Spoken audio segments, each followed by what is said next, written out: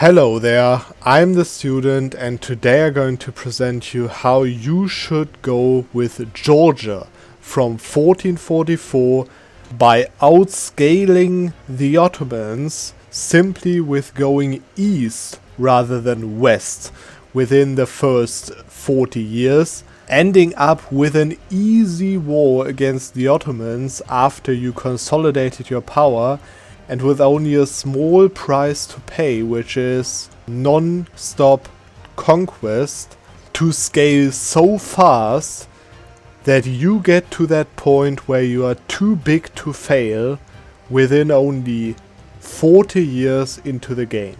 And you can see already in the background that I am basically starting my first war against Shirvan.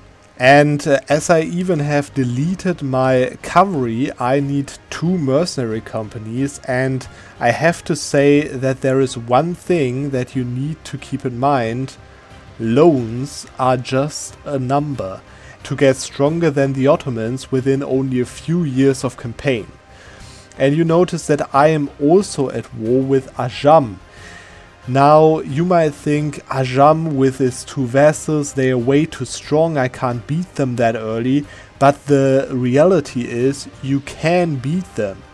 The reality is that you can actually bait the Shirvan troops to attack you if you burn the one province that is blocking them basically from coming back from Dagestan, the province on the Caspian Sea that they run away to. And after you stack wipe then, it's just 14,000 troops of Ajam plus like 5,000 troops of their vassals, which you can easily beat on your mountain force and siege raise for the province of Shirvan, which in the end you can just white piece Ajam and full annex Shirvan. But of course at that point you are not allowed to stop. You need to keep conquering.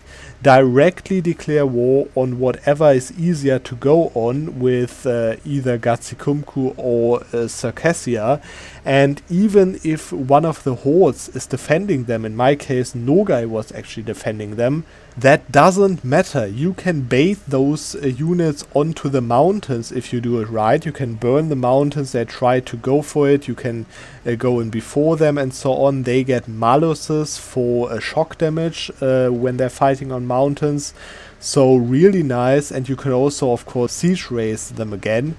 And in this case it is actually a good thing if a horde joins, because you can get insane amounts of money from them in the peace deal. For just 35% war score you can get full money and war reparations, and that is basically going to keep your country running with just financing your wars in itself basically. And then of course the fact that you keep conquering stuff, keep increasing your development and keep increasing your loan size, which in the end means that you can then, with the money that you took from the wars, repay your 1% loans and take bigger 1% loans again. And then with the money that you got from that you can repay the 3% loans. And all of that you can do while keeping those privileges enacted that reduce the inflation, so you don't basically go bankrupt from inflation. But in my experience, inflation isn't that much of a problem, because as you are constantly at war, you also get constant amounts of money from peace deals. And also I recommend you to switch to the elective monarchy, because that is way better, especially as your ruler and your heir are most likely very bad. Your ruler is a scripted 2-1, so you really need some more choice. And as soon as you integrate Samtschke, you can then totally prevent the disaster from firing, which means that the disaster is not an argument for giving up at all. Next war in my campaign was in this case Circassia, and again it was a good thing that they are a tributary state of the Great Horde, because you guessed it, the Great Horde has a lot of money in their bank. And they are a horde, same as Nogai, which means on the mountains they are really not that strong. And by that point, as you were focusing on military, of course, you will also have a tech advantage of Tech 4, which is a really important technology, of course, which means that this war will be basically easy going and even give you more than it costs, considering the money and the lands that you get from Circassia. And keep in mind that all the lands I was conquering right now, I had permanent claims on it. And also the first mission of basically increasing the army strength that you can do immediately gives you 10% reduced core creation cost. And that means that you can basically expand so fast and so cheap that it is even better to go constantly at war within those first 10 years of the gameplay. And to keep not taking admin technology, of course, but spending the mana on coring stuff, because it will never be that efficient ever again in the entire game. You have also saw that I just allied Muscovy and Hungary, which are typically the allies that you can easily get. Hungary, probably you get a royal marriage first before you can ally them, but Muscovy will flip friendly every game if you wait a little bit. But it doesn't really matter, because you start with a truce with Karakoyunlu, and which I'm, by the way, fighting right now, and taking the whole Armenia state, as you can see. But the most important thing is that you have time. The Ottomans won't attack you in the beginning of the game, because they are busy fighting the Anatolian miners and Byzantium. And yeah, Karakoyunlu has a truce with you, which means that you can scale and get more money and Forcelimit and so on before the truce even ends. And then, of course, get the alliances that I just said to be secured defensively. And then you should also, as soon as you get like 2 or 3 centers of trade in Persia, move your main trade node to Persia, because that is where your main source of trade income is going to get from. Of course, long term, you can get more trade into that from India and so on. So it is a really much better trade node than Crimea. So definitely do that. And then whenever you can, attack everyone around you, preferably those that you have permanent claims on, but also you can also make a vassal, Astrakhan, for example, in the Horde lands, which is really nice. Just keep expanding, keep taking lands to increase your loan size and force limit and economy, of course. And of course for war reparations and money, which is a really important factor in a Georgia game.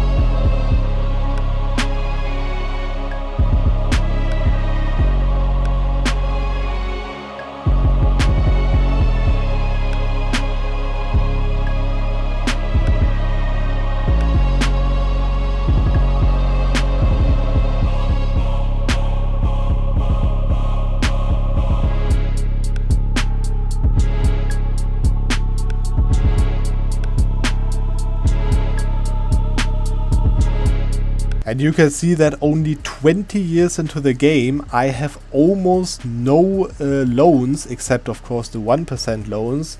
And my country is already that big that I can take loans worth 160 something ducats worth of money, which means that at that point, scaling is no longer a problem. And you can, even if you want to, like I am doing in this case, just fight weaker nations in the Hordlands. Often Kazan gets attacked by Muscovy, and just take like money and war reps from them, nothing else, you know, because that is a really nice technique to pay off your debt just by not even expanding at that point, because you expanded already a lot, but of course just taking money from them in the peace deal. And you can also see that I was able to ally Austria, and with the help of Austria, sometimes also with the help of Hungary, you will be able to attack Genoa and of course Crimea, basically always, and take those Crimean lands from them as well, which are of course really worth it for your trade income, but also they are pretty nice provinces on its own.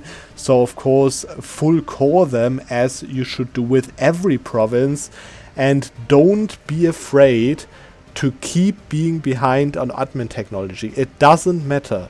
It really doesn't matter. The only thing that matters is scaling. And by the way, also keep concentrating development, because of course most of your development that you conquer is a different unaccepted culture, and of course mostly Muslim religion, which you could of course try to go for more tolerance, but in most cases you would just get less out of that than just putting the development into your capital, which by the way also there is a mission for it to develop. And that also counts towards it.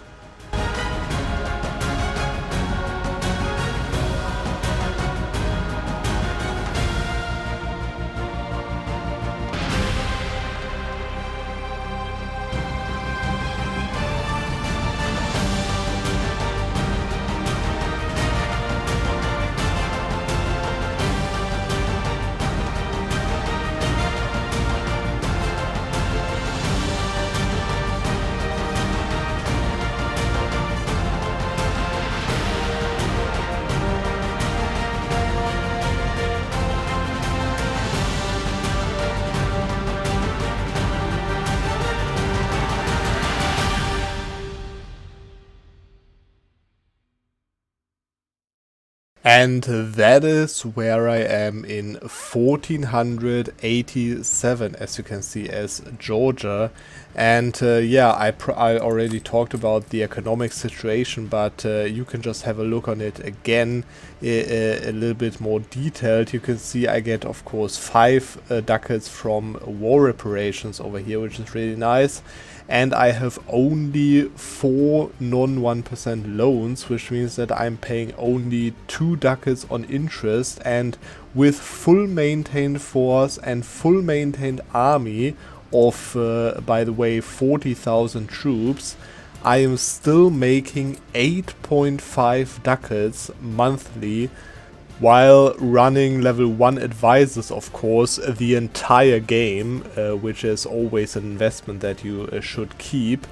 But anyways, if you have a look on the economy map mode, you can see that I have literally the 4th greatest income in the entire known world. Of course, probably Ming is above that, but you know what I mean. You know, I'm above Mamluks, I'm above Austria, above Castile, above England.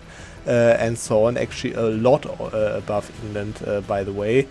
So quite impressive, and only 20 ducats behind the Ottomans.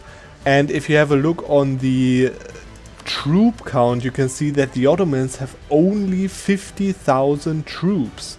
And I alone already have 40,000 troops, of course, no manpower basically, but the recovery, as you can see, is pretty good, 500 almost per month, so that's not a problem. And I was now able to pull some really strong allies, as you can see, Muscovy, Mamluks, Hungary and Austria, which expanded into Germany, as you can see, as they lost the emperorship. And as two of my allies are actually rivals of the Ottomans, I can right now declare war on the Ottomans with the help of the Mamluks and with the help of Austria, which together we have more than 110,000 troops, while their side, with all of those allies actually, have only, as you can see, like 80,000 troops. And that is exactly what I'm going to do right now. I'm going to declare war on the Ottoman Empire because, of course, I have been ignoring my entire mission tree over here. As you can see, I have been doing like missions all around on those eastern mission trees, but I was ignoring this western mission tree completely for the matter of scaling my country, of course, which means that I can now actually start conquering the Ottomans, and of course I'm going to take war reps from them and so on, which will let me scale even further. And there's only one thing that I want to talk about right now, which is of course the technology that it costed me. You see, I've of course expanded so much, and I full cored everything of that completely, you know, and put the autonomy down and so on, which means that it costed me a lot of admin power. And of course your ruler is like a 2-2-1 from the beginning of the game, and you need to focus on mill because otherwise you're going to fall behind. But now you can see my mana generation is perfectly balanced over here, and I was starting to get admin technologies actually.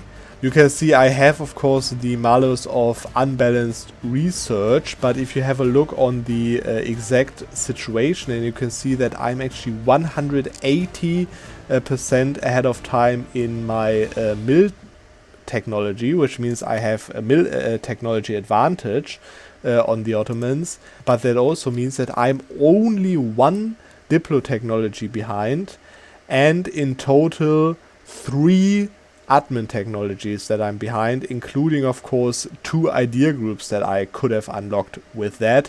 But if you have a look on the Ottomans, for example, they have also only 4 ideas, as well as Austria has 2 ideas and Castile has only 5 ideas. So having no idea isn't actually that far behind, and I have to say to you, this is the price that you have to pay for scaling your country this fast as Georgia, because otherwise you won't be able to make any money in the entire game if you rely on taking technologies rather than expanding your country, of course, which increases your loan size most importantly, and therefore letting you run bigger loans, more money, more wars, and so on. So basically the perfect spiral of scaling that you need to pay admin points mostly for. But now I'm just going to fight this Ottoman war real quick, and we're going to see when I'm done with that, and this will also be the end of this campaign.